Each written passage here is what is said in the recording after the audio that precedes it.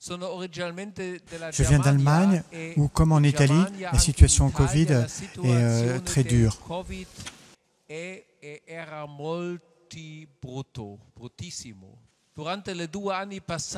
Nous avons eu beaucoup de personnes qui sont mortes sans aucun accompagnement de la part de leurs proches, de leurs amis, de leur famille.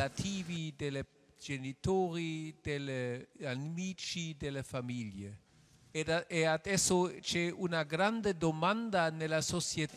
beaucoup de personnes nous demandent maintenant où était l'Église avec son message tellement important sur la vie éternelle. Où sont maintenant ces personnes qui sont trépassées?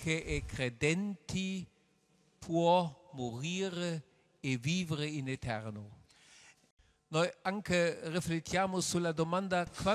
les siècles passés, il y avait ce thème très important sur la vie éternelle et l'art de bien mourir. La question, c'est qu'avons-nous fait de ces thèmes, de ces arguments ces dernières années? La situation en France est un peu différente par rapport à l'Allemagne ou à l'Italie, mais en Allemagne, nous sommes très pris par la tentation de discuter des structures. Quand beaucoup de personnes sont mortes sans aucun accompagnement de la part de leurs proches, la question était quelle est réellement notre espérance?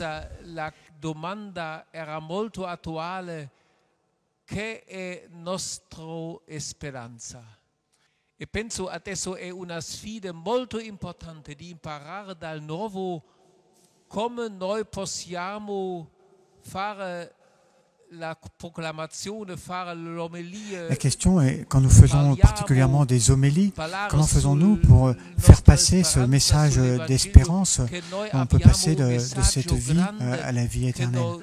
Noi porta dalla via al terra al cielo. Et un secondo punto. Le second point, c'est que nous avons tous des souvenirs précis de personnes qui sont défuntes et qui étaient très proches de nous.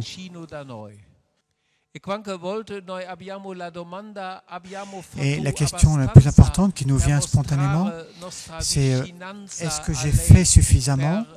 Et puis l'autre question, est-ce que j'ai été suffisamment proche de ce que cette personne a souffert, de ce qu'elle attendait de moi?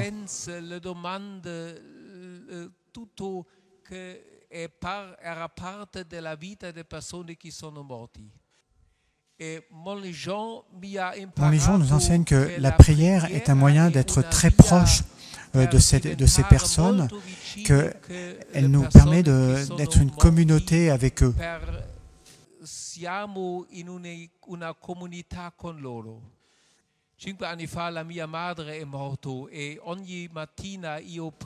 J'ai perdu ma mère il y a 5 ans et je lui parle tous les matins et je lui confie mes intentions les plus concrètes parce que je suis persuadé qu'il y a cette relation particulièrement forte entre nous et nos défunts.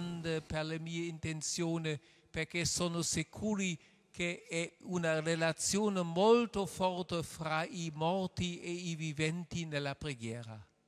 Un terzo punto, qualche anno fa noi abbiamo avuto una grande campagna in Germania con il tema. Il y a quelques années en Allemagne, nous avons eu cette question récurrente. Comment faisons-nous pour recevoir le sens de la vie, la plénitude de sens que nous apporte la vie? Come la persona riceva la fine della vita, l'assenso della vita, tutto che la vita ha presentato per lei. Nous, les chrétiens, nous sommes persuadés que nous sommes une communauté à la fois de vivants et de défunts. Et à la messe, particulièrement, nous touchons cette proximité entre les vivants et les défunts.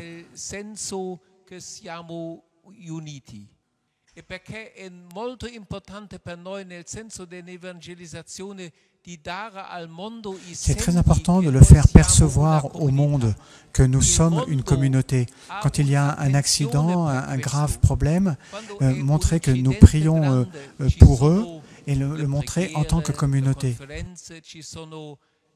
un bisogno di fare un monumento, ma noi cristiani hanno un messaggio per mostrare al mondo.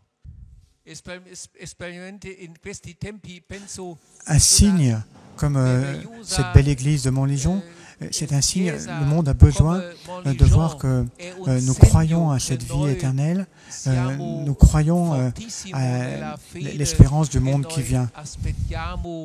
La vita grande che viene.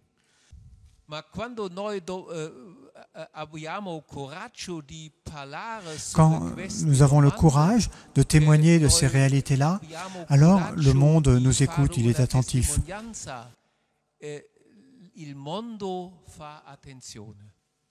Perché penso questi 3 punti sono molto importanti. Je pense que ces 3 points sont particulièrement importants pour le monde et j'ai beaucoup de gratitude vis-à-vis de vous, de Montligeon, parce que vous nous aidez à porter ces 3 points.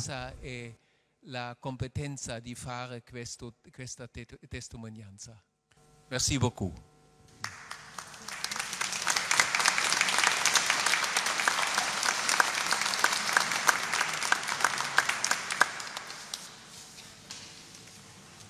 Maintenant, quelles sont vos questions? Vous avez devant vous un envoyé du pape, responsable des sanctuaires. Alors, tout ce que vous avez sur le cœur, enfin, en lien quand même avec notre sanctuaire et Montligeon. Je voulais poser la question suivante. Comment est-ce que, en tant qu'Église, nous pouvons aider nos défunts à vivre davantage dans la joie du Christ au purgatoire? Comment est-ce qu'en tant qu'Église catholique, dans notre communauté, notre société, nous pouvons les aider à vivre plus heureux leur purgatoire? Penso è una domanda molto importante. Je pense que c'est une question très importante. Ce matin, nous en avons fait l'expérience. La liturgie est le lieu par excellence où nous pouvons vivre ce lien avec les défunts, l'espérance pour eux.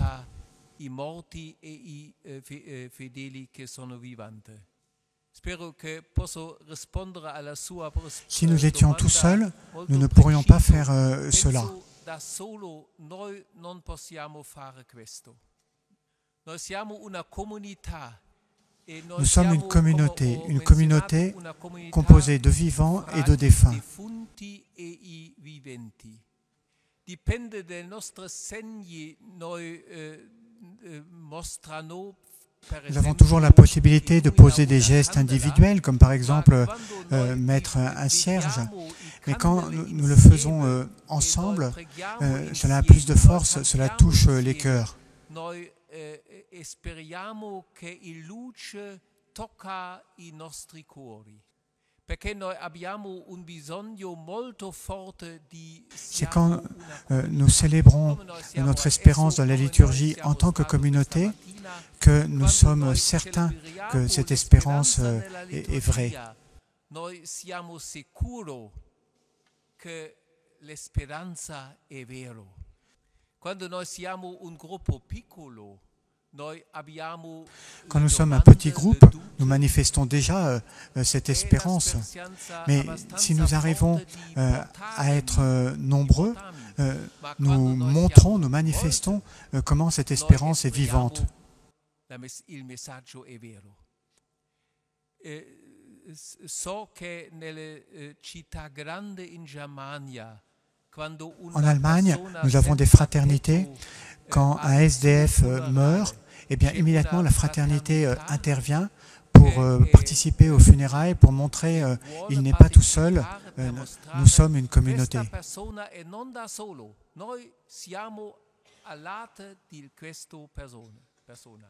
E questo pensiero è molto anziano. C'est une pensée très ancienne dans l'Église. Il y a toujours eu cette perception. Nous avons besoin de manifester que les personnes défuntes ne sont pas abandonnées, qu'elles ne sont pas seules.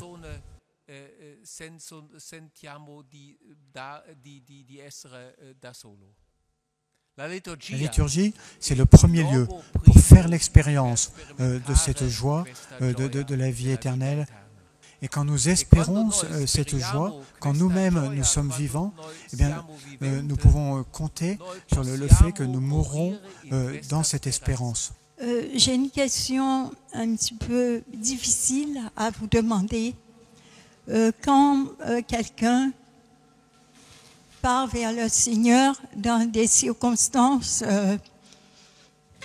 un peu difficiles, est-ce qu'on peut espérer que le Seigneur les reçoive à ses côtés et est-ce qu'on peut toujours espérer les revoir dans la prochaine éternité quand on sera auprès de Dieu?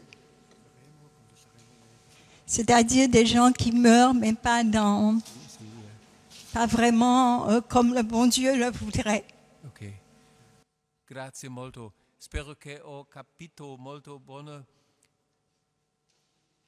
Sono sicuri che il Signore ha all'ate di ogni persona. Je suis persuadé que le Seigneur est très proche de ceux qui ont des morts un peu paradoxales, parce que lui-même, il a voulu mourir sur la croix pour nous faire comprendre qu'il est proche de nous, même dans les conditions un peu de souffrance extrême.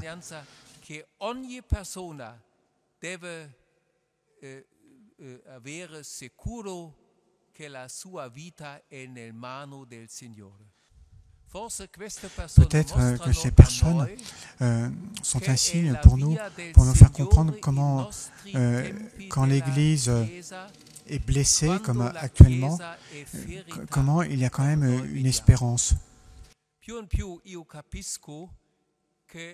De plus en plus, je comprends que la souffrance est une voie d'accès au Seigneur, même pour ces gens-là qui semblent être morts dans de mauvaises conditions.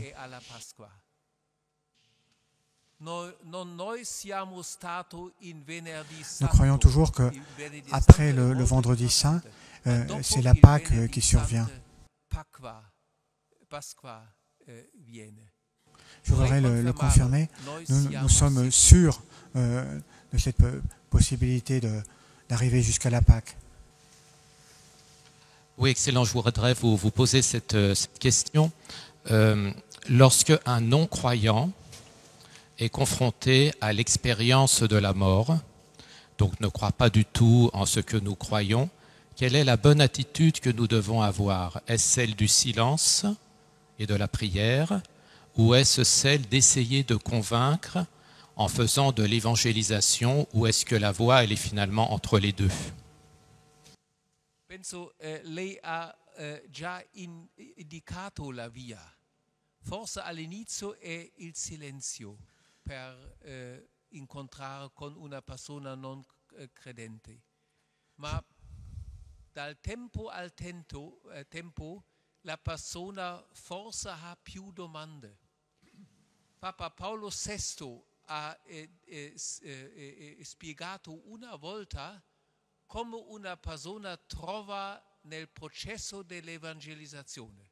Lui ha detto: all'inizio c'è una testimonianza della vita e dal tempo al tempo forse la persona ha le domande.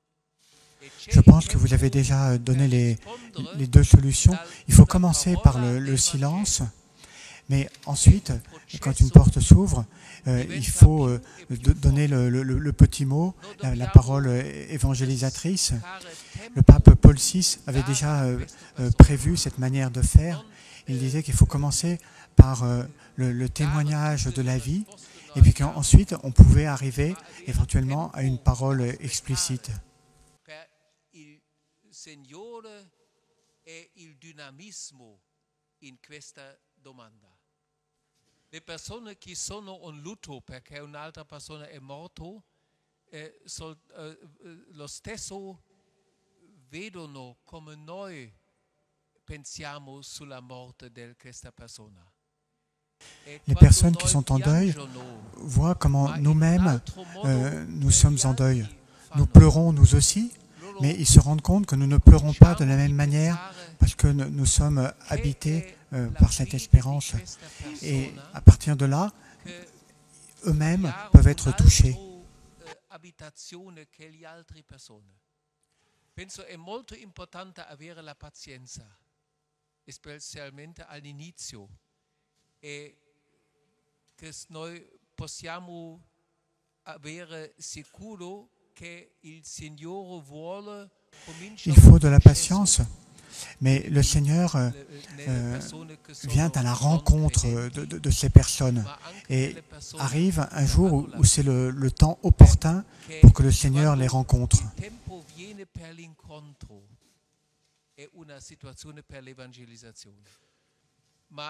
Donc l'évangélisation ne commence pas avec les réponses, elle commence avec la patience au point de départ. J'ai une question, mon Seigneur, c'est que lorsque nous prions pour les défunts, à quelle classe on doit mettre toute cette chère victime, les victimes des sectes, de la magie noire, du vaudou et autres, ceux qui sont sacrifiés encore aujourd'hui aux démons. Lorsque nous prions, est-ce qu'ils sont les âmes du purgatoire? Est-ce qu'ils sont les âmes errantes? Sur quelle classe on les met? Parce que les sacrifices arrivent encore de nos jours. Il messaggio di Montligeon è molto importante per trovare una risposta. A questo luogo noi siamo sicuri, un parte del messaggio della nostra fede, che noi aspettiamo anche un purgatoire, non per fare una punizione per la gente, ma per fare una purificazione, per lasciare tutto che è contro il Signore. Noi siamo sempre influenzati per le idee l'uominiano e noi non siamo sicuri che è l'idea e il pensiero del Signore o no. Ma nel purgatoire noi riceviamo la fortezza vedere il Signore come il è. E penso che un luogo di purificazione, un luogo che noi Je pense que le mot purgatoire que l'on cultive ici à Montligeon contient la réponse à cette question.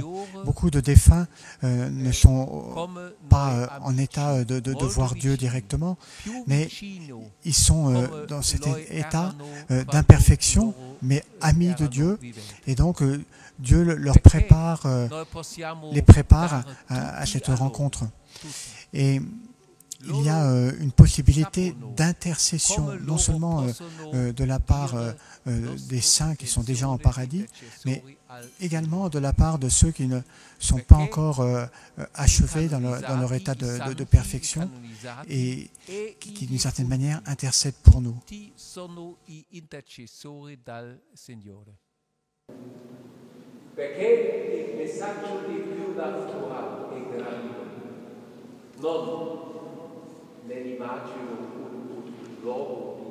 Ce qui fait la grandeur du purgatoire, ce n'est pas tellement le feu, c'est l'état de préparation qu'il représente. Et donc, ces défunts sont déjà dans une certaine proximité envers Dieu, et nous ne devons pas avoir peur d'eux, mais nous pouvons intercéder pour eux et eux intercéder pour nous.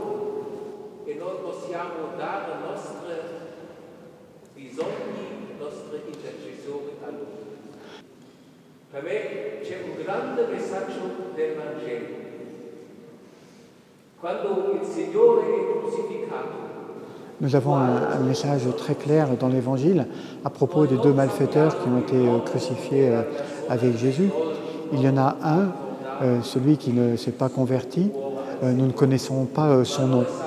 Mais l'autre, il s'appelle Dismas, le bon larron. Il a eu ce mot, Seigneur, souviens-toi de moi quand tu seras dans ton royaume. Et Jésus lui a répondu, aujourd'hui tu seras avec moi. Et pourtant c'était un malfaiteur.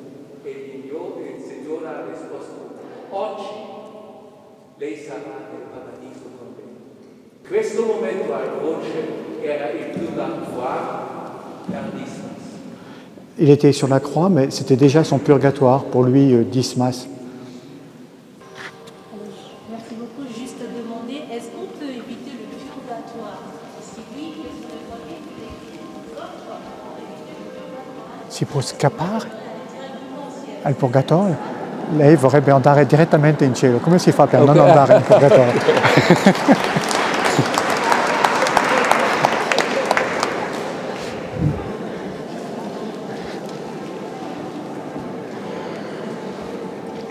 Noi non sappiamo per che tempo noi dobbiamo restare nel purgatorio. On ne sait pas combien de temps. Ma noi sappiamo, noi andiamo al Signore. On sait qu'on va vers le Seigneur. È una benedizione, una grazia, non una punizione. Nous savons que nous allons vers le Seigneur. Nous ne savons pas du tout combien de temps cela va prendre, mais de toute façon, ce temps de préparation est une bénédiction. Ce n'est pas d'abord une peine.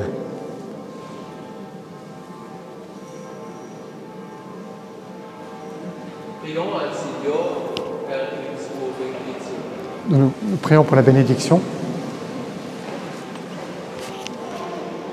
Seigneur, écoute notre demande, notre prière, notre bisogno. Seigneur, sois attentif à nos demandes, à nos besoins et veuille nous bénir. À Dieu poussons la bénédiction du Père et du Fils et du Saint-Esprit. Amen. Merci beaucoup et au bon après-midi.